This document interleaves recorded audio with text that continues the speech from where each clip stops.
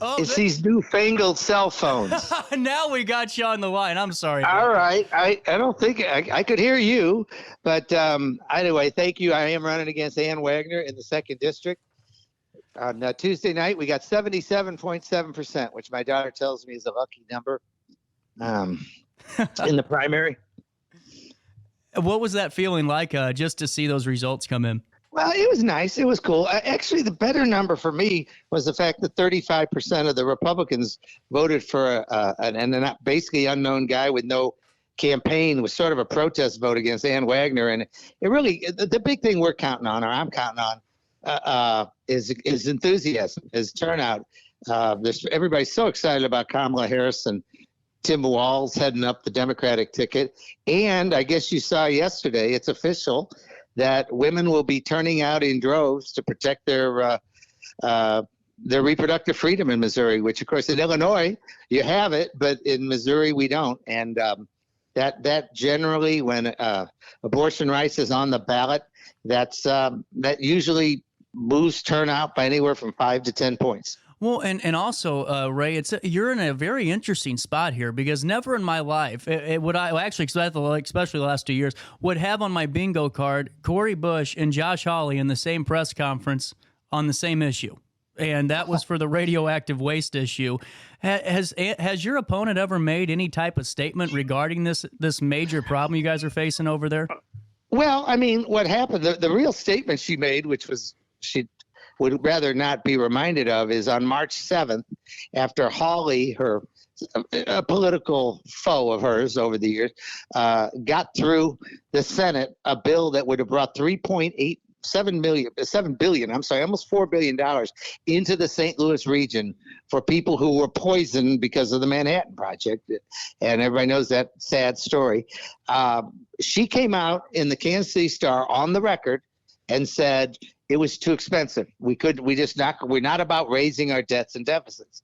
And she just got an avalanche of criticism from her own party. Josh Hawley called her shameful on Twitter that night, which I always tell audiences, if Josh Hawley calls you shameful, then you can fill in the blanks. And what happened is the next day she pretended like she never said it. But she also did something that is really unforgivable, and that is she failed to lead the charge in the House. The Senate had passed the measure. If the House had agreed to the Senate's bill, there would have been $3.7 billion with a B coming into our region. And again, this isn't handouts. This is compensation for people who either lost loved ones or are suffering from poisons of radioactive waste that were the fault, no one questions it, of the federal government. And she didn't lead the way. The bill died, and it still hasn't happened. And Josh Hawley, for example, thinks it's her fault, and it said so. And I don't agree with Josh Hawley on much. I hope Lucas Coots pummels him in the election, but he is right on this one. Lucas is a nice guy, too. I haven't talked to him in a long time. Ray, we're talking about this, though. I mean, I was on your website, and this is a very important issue that's, I think, a pretty partisan or bipartisan issue, is the fact that, you have all these folks that were, trading stock in Congress. Are you believing that no elected official should put private interest above the interests of the people? Are you a part of this newly proposed Ethics Act that's going to ban members of Congress and their individuals from trading individual stocks?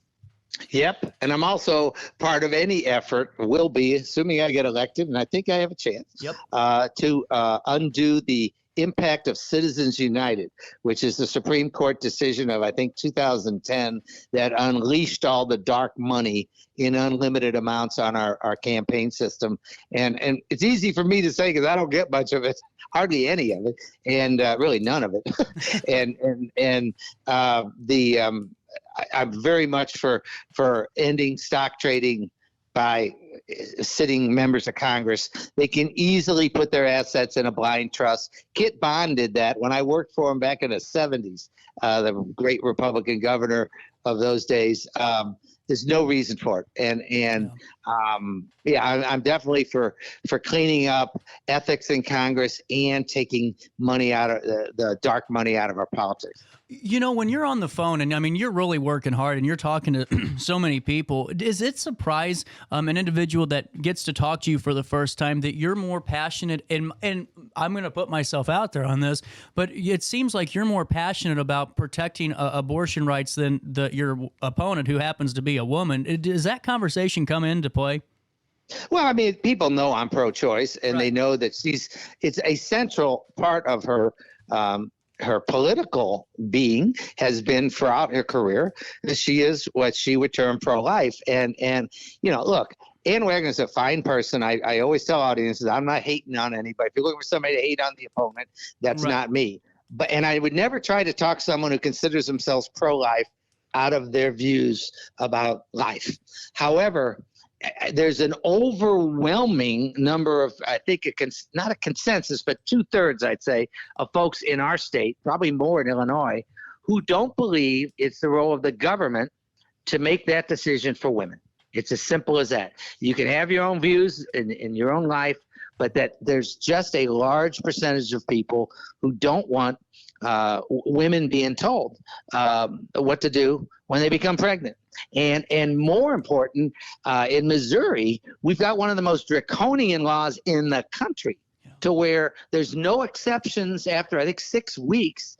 And that includes, God forbid, some a young girl is raped by one of her relatives or anyone, being forced by the government to bear that child. It's just there's so few people that believe that. Now, Ann Wagner, to her credit, says I'm for the exceptions. The problem is, in the same breath, she was asked by a reporter in 2022 if the Missouri legislature had gone too far with that, because she's in Congress, of course, and she wouldn't say it. She wouldn't even say the words "they've gone too far." So the question is, if the Republicans, if God forbid Donald Trump won and the Republicans control both houses, I think women would really see contraception and potentially IVF endangered, and with a nationwide abortion ban. They say they wouldn't do it, but do you trust Donald Trump? Well, and that's going to be a great question coming forward and seeing what happens through the voters. I don't know, man. I think that you're in a great spot, and I think that there's a lot of really great opportunities that could come down the pipeline in the next couple of months for you. But let me ask you this. It seems like in these races, these congressional races, more of that national conversation starts to come into play. It seems like your opponent really is going to be voting along the lines of what Donald Trump would want if he's elected the 47th president. How important is it for you to talk to folks and I don't know this answer, we haven't talked, to have your own opinion and not just the figure of your party's opinion on these issues? Well, I tell audiences I've been a loyal, passionate Democrat for 18 long weeks, and they know me as an independent. From TV, I've been on TV, had the privilege of being in people's living rooms throughout the region and entirely throughout our district, 2nd District, for 37 years. And so people know, a lot of people come up to me, and it's a really nice compliment when they say, I don't particularly agree with everything you say, but I like your show, or I like the way you say it.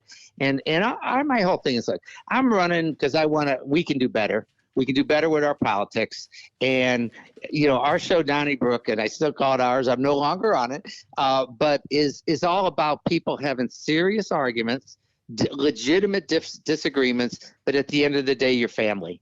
And that's what I think we need to bring to Congress. We need to get away from this just pure partisanship. And I was asked what committee I wanted to be on. There's something very people have heard of called the Problem Solvers Caucus, which is 32 Republicans and 32 Democrats. They have to invite you in, but they basically try to hash things out behind the scenes and find solutions instead of sound bites. And that's kind of what I'm hoping to do. Yeah. And Ray, best of luck. And you're always welcome back. And we'll talk, I'm sure, before November, but I'm also on your website right now, Ray Hartman for Congress, and there's an opportunity to donate. I know that you're definitely busy on the phones, but how important are these donations as we get closer to November? They're pretty important. I'm running against somebody who's very good at raising money, and Ann Wagner's had a large war chest, and we're getting there. We're doing pretty well for a beginner, but we're definitely we feel we're in a position to neutralize not necessarily match, but certainly neutralize her spending advantage. And the fact that she really can't spend it on what she's traditionally spent it on, which is the so-called pro-life message, really helps us. And again, the enthusiasm of our turnout. We also looking for volunteers, whether they're from Illinois or Missouri, or whether in the district or not. And again, you go to RiverBender.com and sign up to be part of our effort, phone banking or doing other stuff. We have to have a big army of volunteers, because this, at the end of the day, it's all about turning out the vote.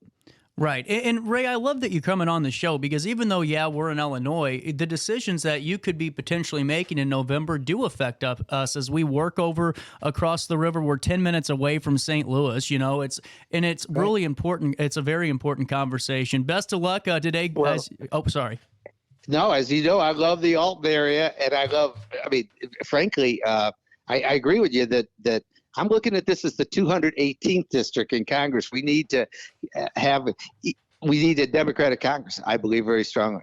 Absolutely. Ray Hartman is a candidate. Thank you so much. Oh, no problem. Ray Hartman, candidate for Congress for Missouri 2. You can learn more by going to RayHartmanForCongress.com, and Ray, we'll talk again soon. Thanks, CJ.